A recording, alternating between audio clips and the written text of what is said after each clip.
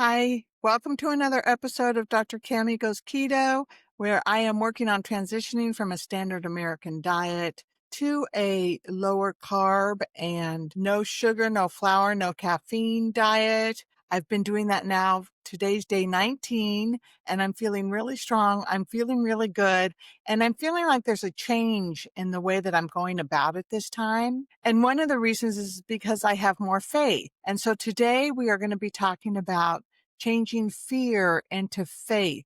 Now, I still have a lot of fear around a lot of things. I have a fear around getting on this YouTube channel and getting in front of this camera and, trying to help people and help and teach myself in the process. I have fear about whether or not I'm going to get my 90 pounds off, which used to be 100, but now it's 90. And so I am heading in the right direction, but I still have a lot of fear about that. So one of the things that I know that you have to do is understand that you're never going to not have the fear. You're going to always have fear. But what you need to try to do is just have a little bit more faith in yourself, in the world, which is difficult right now, and in everything, in the fact that everything's going to turn out okay, even when times are difficult. So, on this day 19 of my journey, I'm scared. And because I always binge between 2 and 3 weeks of doing really well. So I'm right at that mark right now.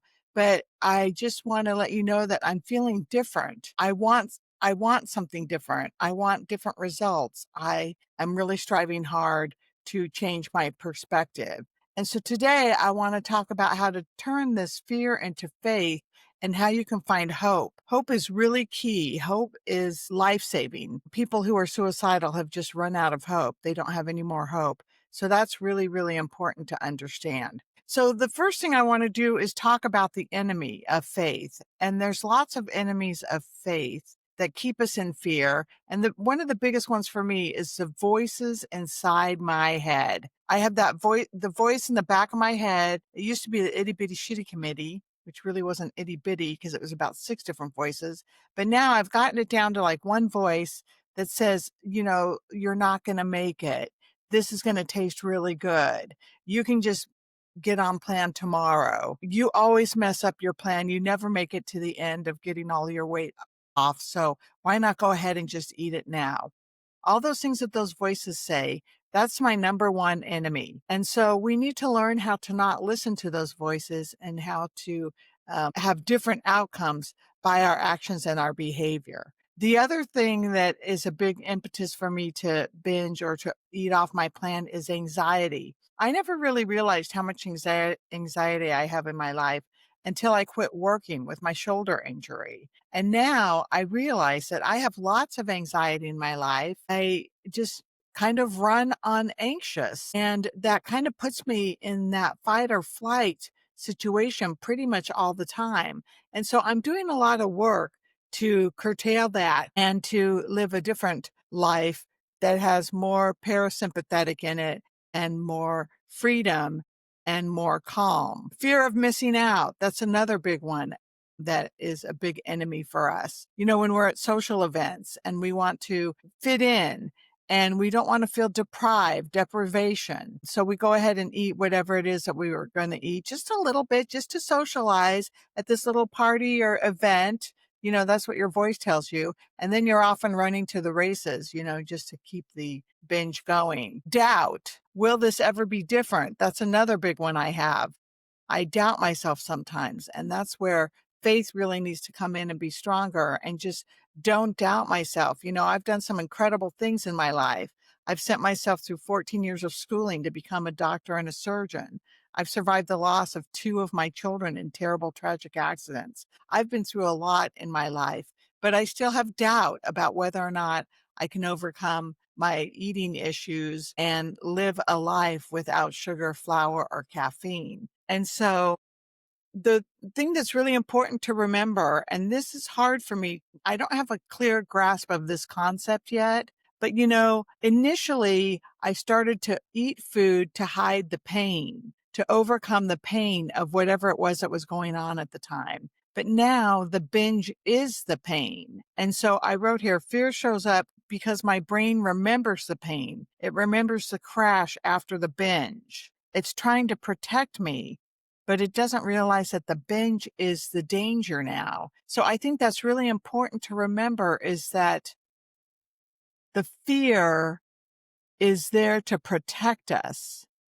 And so it's something that we have to embrace. We're never going to live our life without that fear, and that fear is trying to protect us. So we need to acknowledge it, and then we need to notice that it's a signal, right? So we're going to think about fear as a signal and not as a stop sign. So whenever we have fear in our life and, we're feeling really fearful, we can say, okay, this is a signal that's going on.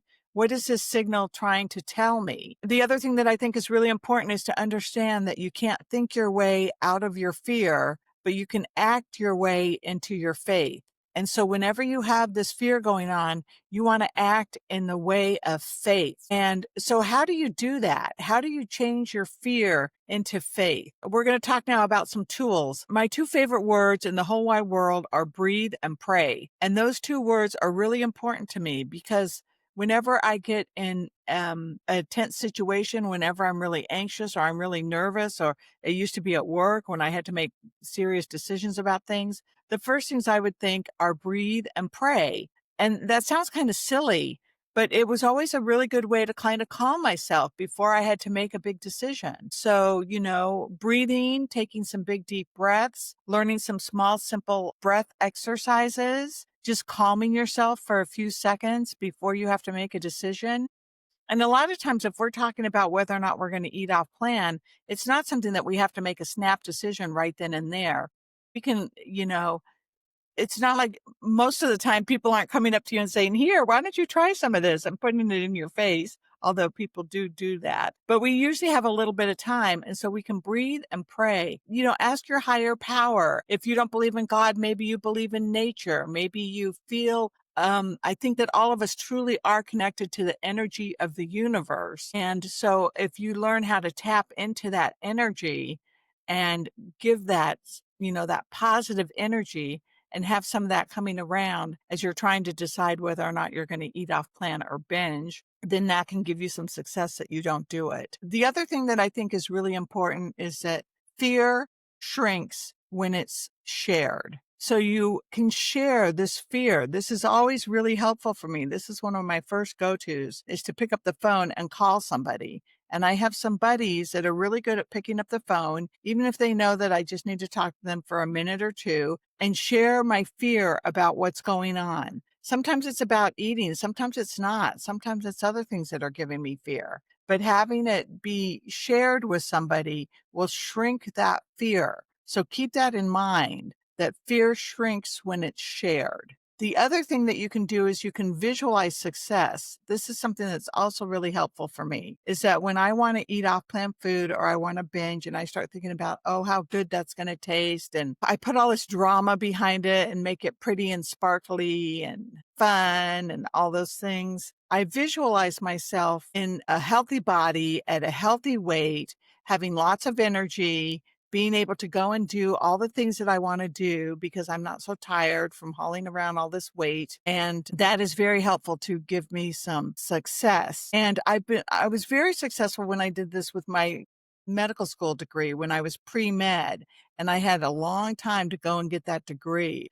I think it was about 8 years from my decision to become a doctor to walk across that stage and get that degree. And so I visualized myself walking across that stage and getting that diploma again and again and again. And so that was really motivating for me. And I was successful and it happened. So that's something that's really key, visualizing yourself. And the other thing too is to use truth statements, because the voice in my head will tell me things that simply aren't true. Like I am working toward health. I am able to overcome this. I have made good progress. Things that you can tell yourself that are true statements so that you can see that that is more important than the lies that the voice is telling you. So today I choose faith. My pain doesn't predict my future. My practice does. My activities, my actions and behavior, right? That's what determines my success. So discipline and determination can drive your dreams, but faith can keep you on the right track. So just a short little thing about faith. I hope you enjoyed it. I hope you can think about turning your fear into faith, and always remember that hope is key. You have to always have hope. So reach out to each other, continue to do the activities that help support you in your endeavors to stay on your ketogenic plan, to be off of the sugar, which is really difficult to do in this day and age, and to have some success and some fun with it too. Try to look at it as a curious and fun adventure. All right, everybody, take care. We'll see you next time. Bye.